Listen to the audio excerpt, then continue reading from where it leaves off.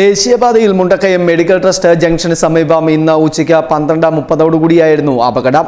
ശബരിമല തീർത്ഥാടകർ സഞ്ചരിച്ചിരുന്ന വാഹനം നിയന്ത്രണം വിട്ട് ആരോഗ്യവകുപ്പിൻ്റേത് ഉൾപ്പെടെ 2 വാഹനങ്ങളിൽ ഇടിച്ച് റോഡിന്റെ വശത്തെ ക്രാഷ് ബാരിയറിൽ ഇടിച്ച് നിൽക്കുകയായിരുന്നു. തെലങ്കാന സ്വദേശികളായ ശബരിമല തീർത്ഥാടകർ സഞ്ചരിച്ചിരുന്ന വാഹനമാണ് അപകടത്തിൽപ്പെട്ടത്. അപകടത്തിൽ ഒരാൾക്ക് പരിക്കേറ്റു.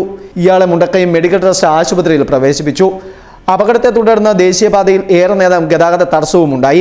പെരുവന്താനം പോലീസിന്റെയും നാട്ടുകാരുടെയും നേതൃത്വത്തിൽ രക്ഷാപ്രവർത്തനം നടത്തി.